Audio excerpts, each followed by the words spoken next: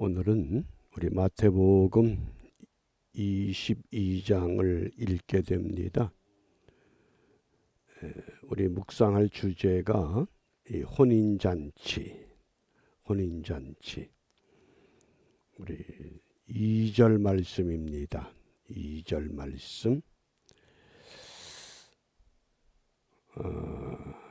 이게 뭐가 잘못됐네요. 2절 말씀. 함께 읽습니다. 천국은 마치 자기 아들을 위하여 혼인잔치를 베푼 어떤 임금과 같으니. 아멘. 이 혼인잔치를 예수님께서 비유로 말씀을 하셨습니다. 항상 비유를 말씀하실 때는 어떤 목적이 있습니다. 어떤 목적이냐? 당시 종교 지도자들을 대표하는 바리새인들의 잘못을 깨우치기 위한 것입니다. 이 혼인잔치의 비유를 말씀하시기 전에 21장에서 두 가지 비유를 말씀하셨습니다. 28절부터 32절까지 두 아들의 비유를 말씀합니다. 큰 아들과 작은 아들. 그래서 두 아들에게 오늘 나와 함께 밭에 가서 일하자. 큰 아들은 예 그러고 가질 않습니다. 근데 작은 아들은 나는 오늘 못 갑니다. 그런데 뉘우치고 일하러 갔습니다. 이 큰 아들을 종교 지도자들을 상징한 겁니다. 너희들이 꼭 그 모습이다. 말은 번듯하게 잘하는데 실천을 하질 않는다. 그리고 이어서 이 포도원 주인과 농부의 비유를 또 말씀하셨습니다. 포도원 주인이 포도원을 잘 정지해 놓은 후에 농부들에게 이걸 맡기고 멀리 떠났습니다. 수확철이 돼서 그 다음에 이 주인이 종들을 보냈습니다. 그랬더니 이 농부들이 수확의 얼마를 주인에게 보낸 것이 아니라 이 종들을 때리고 돌로 치고 죽이고, 그래서 두 번째 더 많은 종들을 보냈습니다. 그들도 마찬가지입니다. 그래서 세 번째는 내 아들을 보내자. 그리고 아들을 보냈더니 이 종들이 이 아들은 상속자니 죽여야 되겠다. 몹쓸 짓을 한 겁니다. 그게 누구냐? 예수님 당시에 종교 지도자들이라고 하는 것. 그러면서 그들을 깨우치기 위해서 이 혼인잔치 비유를 말씀하신 겁니다. 천국은 마치 자기 아들을 위하여 혼인잔치를 베푼 어떤 임금과 같다. 우리가 혼인잔치에서 두 가지를 꼭 기억해 주시길 바랍니다. 그 첫 번째가 14절 말씀입니다. 청함을 받은 자는 많되 택함을 입은 자는 적으니라. 혼인잔치에 청함을 받은 사람은 많지만은 택함을 입은 사람은 적다. 요즘으로 말하면 교회는 많지만은 하나님이 기뻐하는 교회는 적다. 교회는 많은 것 같지만은 하나님이 기뻐하는 교회는 많지 않다. 그 뜻입니다. 오늘 우리가 사순절 시작하는 제2의 수요일 첫째 날입니다. 교회 전통에 의하면 이 종려나무를 불에 태워서 그 검은 재를 그 성도들의 이마에 십자가 모양으로 그려줍니다. 왜 재를 가지고 이마에 십자가를 긋느냐? 우리가 인생이 죽으면 재와 같다는 겁니다. 다 사라질 인생인데 인생의 삶의 의미가 어디에 있느냐? 그 의미가 어디에 있습니까? 우리가 혼인잔치에 청함을 받았다고 하는 것. 그 잔치에 청함을 받았는데 누구나 다 청함은 받지만은 과연 내가 택함을 입은 하나님의 사람인가? 이것을 분명히 점검해 보자, 그 말씀입니다. 그래서 당시 그 유대의 풍속은 첫 번째 초청장을 보냅니다. 그리고 오질 않으니까 두 번째 또 사람들을 또 오라고 청하게 됩니다. 그래서 어떤 결과를 만들어냈느냐? 9절과 10절을 잘 읽으셔야 됩니다. 사거리 길에 가서 사람을 만나는 대로 혼인잔치에 청하여 오너라. 잔치는 시작이 됐는데 잔치 자리가 비었습니다. 그래서 임금이 사거리에 나가서 사람 만나는 대로 혼인잔치에 다 청해서 데리고 와라. 그러니까 종들이 길에 나가 악한 자나 선한 자나 만나는 대로 모두 데려오니 혼인 자리에 손이 가득한지라.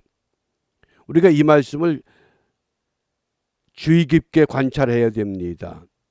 혼인잔치에 악한 사람도 선한 사람도 다 들어가나요? 무슨 말씀이에요? 여기 악한 자라고 하는 것은 바리새인들을 상징한 겁니다. 바리새인도 혼인잔치에 청함을 받습니다. 선한 자는 바리새인들이 악하다고 한 사람들, 그게 누굽니까? 그 당시에 세리들, 창녀들, 병든 사람들, 가난한 사람들. 왜 가난한 사람들이 악한 사람이냐? 하나님께 복을 받지 못했다는 겁니다. 자기들은 복을 받아서 부유하게 잘 살고 있다는 겁니다. 그게 바리새인들의 신앙의 상태였습니다. 그러니까 모든 사람들을 혼인잔치에 데리고 왔는데 이 바리새인들이 어디에서 걸리는 줄 아셔요? 자, 11절과 12절입니다. 11절과 12절. 임금이 손을 보러 들어올세. 혼인잔치에 참여한 악한 자나 선한 자 모든 사람들을 이제 보기 위해서 들어왔습니다. 그런데 거기서 예복을 입지 않은 한 사람을 보고, 이게 누굴 상징하는 줄 아셔요? 이게 바리새인을 상징한 거예요. 너희들이 의롭다고 자랑하고 저 사람들은 악한 사람이야. 세리들과 병자들과 창기들과 가난한 사람들, 너희들 악하다고 그랬지. 그런데 너희들은 예복을 입지 않았어.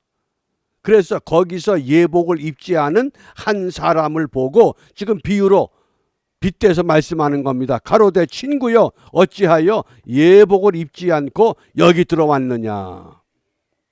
그러니까 뭐라고 그래요? 할 말 가만히 있는 거 말 못하고. 그러면 이게 무슨 의미냐? 예수님 당시에 이 혼인잔치가 개최가 되면 이 혼인잔치를 개최한 혼주가 손님들을 맞이할 때 예복까지 줍니다. 그 예복을 입고 들어와야 되는 거예요. 근데 바리새인들은 우리는 더 좋은 옷이 있어. 예? 우리가 입은 옷이 더 좋아. 그 옷을 안 입겠다는 거예요.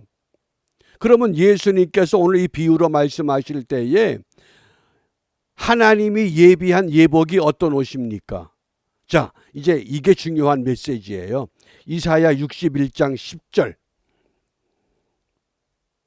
그래서 이 구약과 신약을 연결할 수 있어야 되는 겁니다. 우리 함께 읽습니다. 내가 여호와로 인하여 크게 기뻐하며 내 영혼이 나의 하나님으로 인하여 즐거워하리니 이는 그가 구원의 옷으로 내게 입히시며 의의 겉옷으로 내게 더하심이 신랑이 사모를 쓰며 신부가 자기 보물로 단장함 갖게 하셨습니다. 임금이 구원의 옷과 의의 겉옷을 예복으로 준비해 놓았는데 바리새인들은 우리 그거 필요 없어. 우리가 의로운 사람들이야. 그리고 혼인 잔치 자리에 앉아 있습니다. 너는 왜 예복을 입지 않았느냐? 어떤 예복? 임금이 예비한 옷, 우리 하나님이 원하는 옷, 구원의 옷과 의의 겉옷, 이것을 왜 입지 않았느냐? 이것을 사도 요한은 요한계시록 19장 8절에서 이 옷을 어떻게 정의합니까? 자, 요한계시록 19장 8절 말씀 함께 읽습니다. 그에게 허락하사 빛나고 깨끗한 세마포를 입게 하셨은즉 이 세마포는 성도들의 옳은 행실이로다 하더라. 아멘. 세마포, 하얀 옷을 말합니다. 근데 그 옷은 성도들의 옳은 행실, 성도들이 옳은 행실을 해서 세마포를 입게 한 것이 아니라 하나님이 의롭다 칭했다는 겁니다. 바리새인들처럼 내가 의로운 사람들이야, 우리가 율법을 지켜, 그런 의의가 아니라는 겁니다. 하나님이 의롭다고 인정하는 것, 그것이 세마포 옷입니다. 그 세마포 옷을 누가 어떻게 입습니까? 사도 바울이 분명히 말씀합니다. 로마서 10장 9절과 10절, 우리 잘 아는 말씀이죠. 네가 만일 내 입으로 예수를 주로 시인하며, 입으로 예수가 주가 되신다 시인하고, 또 하나님께서 그를 죽은 자 가운데서 살리신 것을 내 마음에 믿으면 구원을 얻으리니, 그게 세마포란 말이에요. 그게 예복이란 말이에요. 이게 예복을 입는 자격이에요. 그런데 바리새인들은 저 창기들, 저 세리들, 저 가난한 사람들, 저 병든 사람들, 저들은 다 악한 사람이야. 자기들 마음대로 구별해 놨어요. 그래서 우리 하나님께서 죽은 자 가운데서 살리신 것을 내 마음에 믿으면 구원을 얻으리니 사람이 마음으로 믿어 의에 이르고 입으로 시인해서 구원에 이르느니라. 이것을 아주 간단 명료하게 어떻게 말씀을 했느냐? 요한계시록 7장 14절이에요. 자, 우리 함께 읽습니다. 내가 가로되 내 주여 당신이 알리이다 하니 그가 나더러 이르되 이는 큰 환난에서 나오는 자들인데, 큰 환난에서 나오는 자들인데 어린 양의 피에 그 옷을 씻어 어떻게 하였다? 희게 하였다. 이해가 되셔요? 피에다가 옷을 씻으면 옷이 희어집니까? 시뻘개지죠. 무슨 말씀이에요? 어린 양의 십자가의 보혈의 공로를 의지해서 우리가 깨끗함을 얻었다, 의롭다 칭함을 얻는다. 그래서 이것을 바울은 어떻게 설명하느냐? 로마서 6장 4절에 그러므로 우리가 그의 죽으심과 합하여 세례를 받음으로 그와 함께 장사되었다. 우리가 세례 받을 때에 그 세례가 뭐냐? 내가 예수님과 함께 이제 죽었구나. 그리고 이는 아버지의 영광으로 말미암아 그리스도를 죽은 자 가운데서 살리심과 같이 우리로 또한 새 생명 가운데서 행하게 하려 함이다. 그 옛날 세례 받던 때에 그때를 한번 기억하면서 그때의 그 감격과 그 기쁨을 다시 한번 되찾아야 합니다.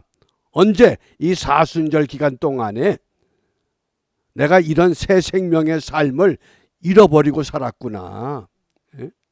예수와 함께 죽고 예수님께서 세례받고 물 위로 올라오실 때에 그 하늘로서 소리가 나기를 이는 내 사랑하는 아들이요 내 기뻐하는 자다.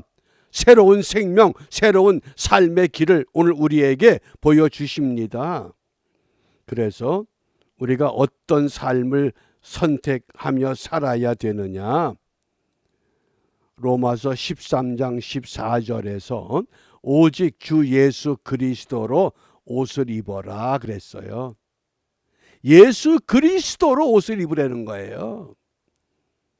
그러면 정욕을 위하여 육신의 일을 도모하지 말라. 세상 일 하지 말라는 것이 아니라 하나님 중심, 하나님 앞에 실존, 코람데오. 그래서 우리가 두 종류의 실존이 있어요. 하나님 앞에 실존이 있고 사람 앞에 실존이 있습니다. 바리새인들은 사람 앞에 실존, 코람, 호모라고 하는 이 실존을 좋아한 거예요. 사람들 앞에 보이기 위해서. 그러나 오늘 우리 믿음의 사람들은 코람데오, 하나님 앞에서 하나님 앞에 실존, 어떻게? 예수 그리스도로 옷을 입으라는 거예요.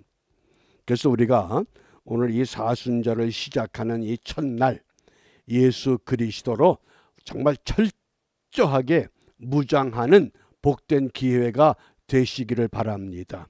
그러면 우리가 의와 진리의 거룩함으로 회복되어, 이렇게 회복된 사람들이 뭐 이마에 죄로 십자가를 그어서 그리스도인이 아니라 우리 주님께서 너희는 세상의 소금이다, 너희는 세상의 빛이다.